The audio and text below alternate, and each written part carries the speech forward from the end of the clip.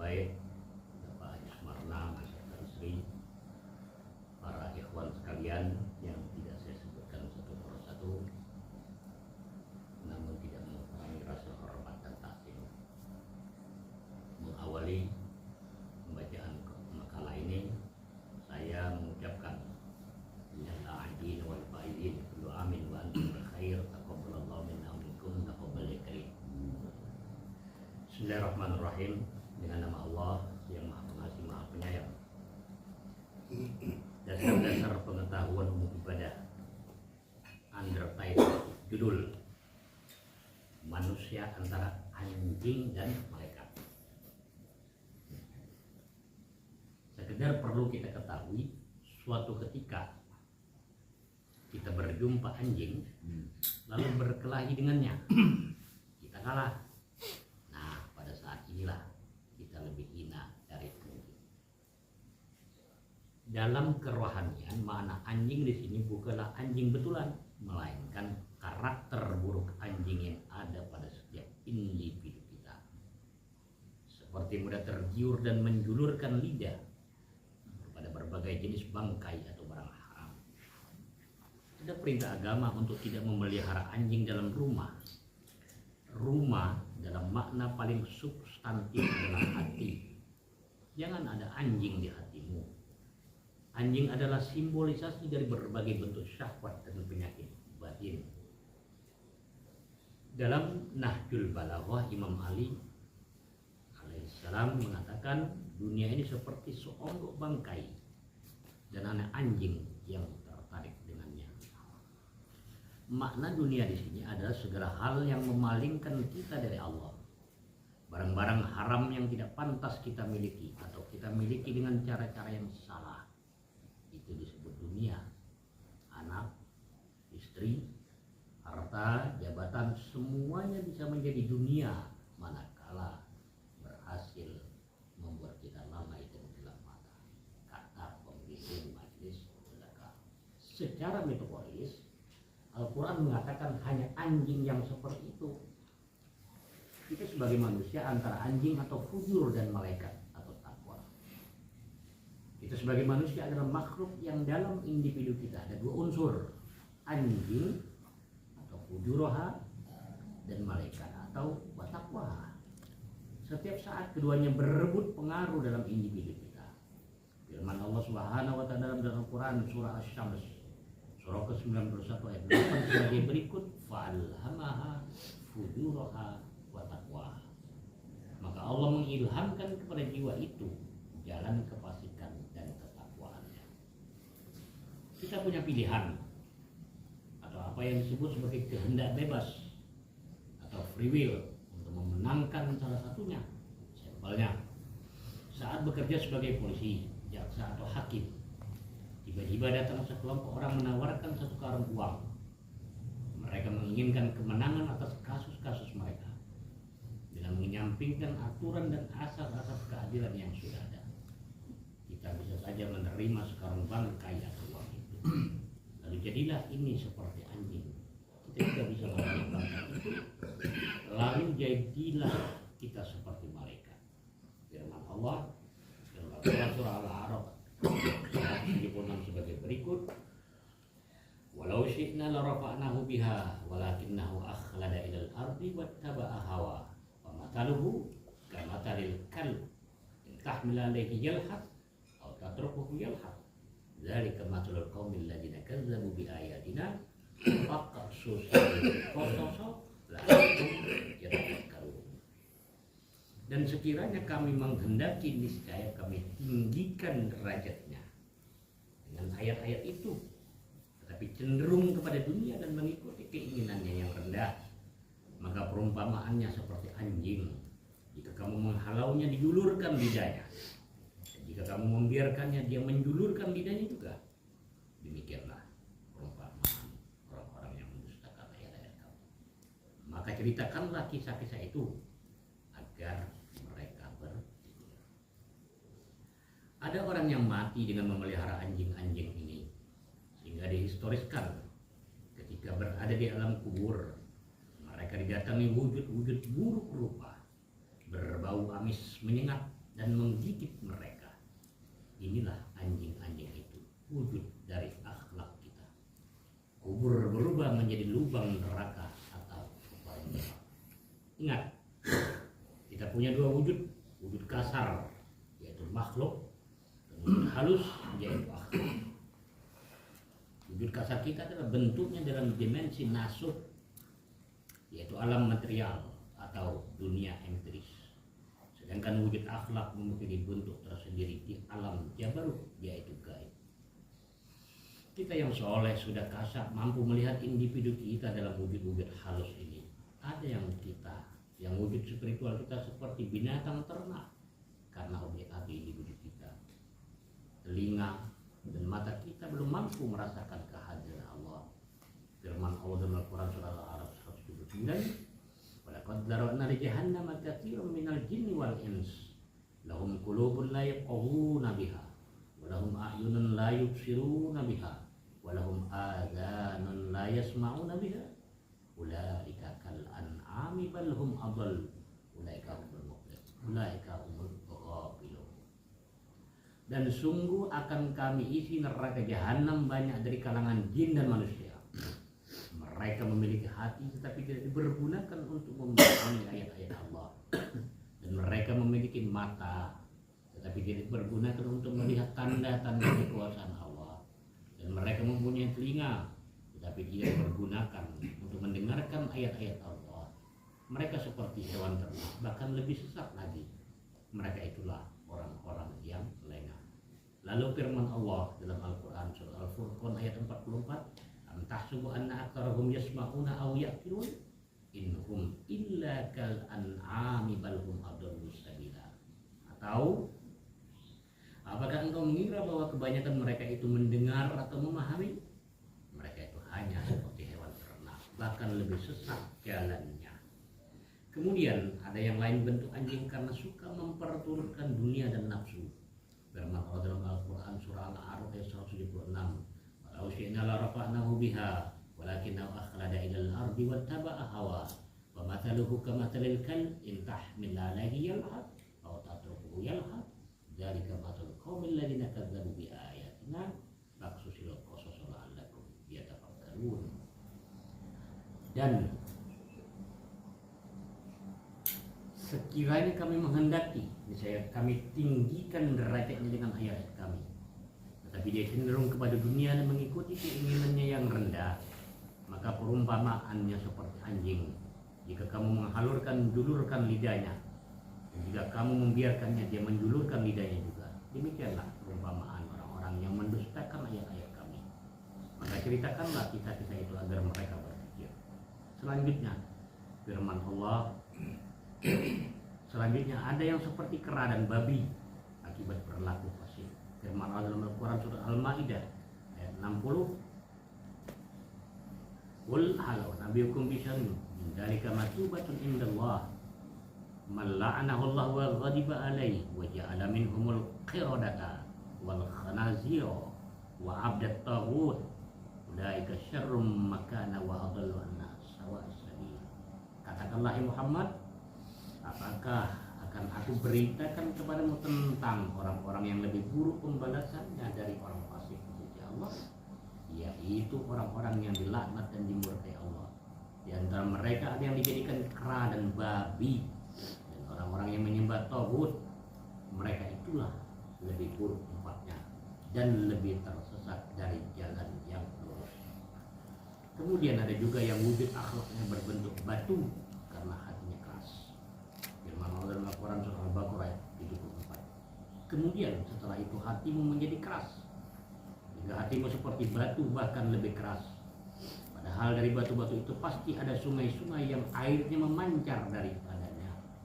Ada pula yang terbelah lalu keluarlah mata air daripadanya. Dan ada pula yang meluncur jatuh karena takut kepada Allah, dan Allah tidaklah lengah terhadap apa yang kamu kerjakan. Berikut ada yang wujud laba-laba karena karakter sombongnya. Firman Allah dalam Al-Quran surah Al-Ankabut ayat 41. Perumpamaan orang-orang yang mengambil pelindung selain Allah adalah seperti laba-laba yang membuat rumah dan sesungguhnya rumah yang paling lemah ialah rumah laba-laba sekiranya mereka mengetahui. Selanjutnya ada yang berwajah keledai dikarenakan banyak ilmu namun tidak memberi manfaat bagi manusia. Firman Allah dalam surah Al-Jumu'ah ayat 5, perumpamaan orang-orang yang diberi tugas membawa Taurat kemudian mereka tidak membawanya, tidak mengamalkannya, adalah seperti keledai yang membawa kitab-kitab yang tebal. Sangat buruk perumpamaan kaum yang mendustakan ayat-ayat Allah, dan Allah tidak memberi petunjuk kepada orang-orang yang zalim. Dan ada yang seperti kayu karena suka pamer tubuh atau kecantikan. Dalam Al-Quran surah Al-Munafikun ayat 4, dan apabila engkau melihat mereka, tubuh mereka mengagumkanmu, dan jika mereka berkata, engkau mendengarkan tutur katanya, mereka seakan-akan kayu yang tersandar. Mereka mengira bahwa setiap teriakan ditujukan kepada mereka, mereka itulah musuh yang sebenarnya. Maka waspadalah terhadap mereka. Allah membinasakan mereka. Bagaimanakah mereka dapat dipalingkan dari kebenaran? Jadi setiap apapun yang kita pikirkan dan lakukan di dunia ini akan membentuk individu kita di alam lain. Begitu juga kalau kita terus melakukan hal-hal baik, maka akan membentuk wujud-wujud rupawan, indah dan wangi yang nanti akan menemani kita di alam kubur, sehingga kubur akan menjadi salah satu dari taman surga atau riyadul jannah. Penyucian individu kita akan sangat berbahaya jika nanti mati. Berbagai jenis binatang ini masih menyertai kita. Perlu usaha untuk mematikan berbagai wujud buruk individu ini sebelum kita benar-benar mati. Ini yang disebut matilah kamu sebelum kamu mati. Hadis qudsi. Perlawanan untuk membebaskan individu dari nafsu dan ego ini dapat kita lakukan dengan dua cara, ilmiah rasional atau bayani, dan burhani dan spiritual atau irfan. Satu, secara ilmiah rasional atau bayani dan burhani adalah dengan memaksimalisasi ayat, ilmu, dan akal sehat. Di sini kita harus memiliki pengetahuan teoritis tentang benar salah dan baik buruk sesuatu, termasuk doktrin-doktrin Al-Quran. Lalu setiap saat kita berhadapan dengan itu, kita harus memiliki keberanian mental untuk menyatakan tidak kepada yang mungkar serta iya kepada yang ma'ruf. Inilah bentuk aktualisasi kalimat la ilaha illa, katakan la atau tidak kepada ilah-ilah palsu, kepada perangai-perangai buruk, kepada godaan-godaan setan, kemudian bangun akhlak yang baik dalam berbagai sisi kehidupan. Maka lama-kelamaan akan berbentuk karakter yang dimuliakan Allah, yaitu akhlakul karim. Surah Asy-Syams ayat 8 di atas dilanjutkan dengan firman Allah Subhanahu wa ta'ala dalam Al-Quran surah Asy-Syams ayat 9 sebagai berikut, qad aflaha man zakkaha, sungguh beruntung orang yang menyucikan jiwanya itu. Inilah yang disebut tazkiyatun nafs atau penyucian jiwa. Ada setan-setan yang halus yang harus kita berantas. Kita kejar sampai ke lubang-lubang jiwa yang tersisa.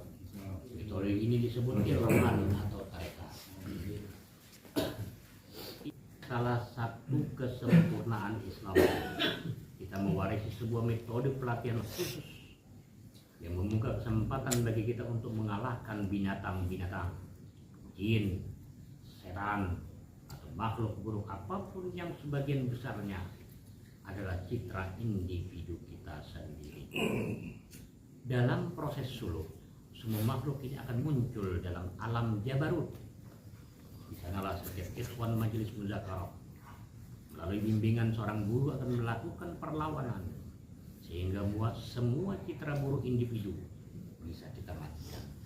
Ini alam takhalli atau pembersihan individu kita.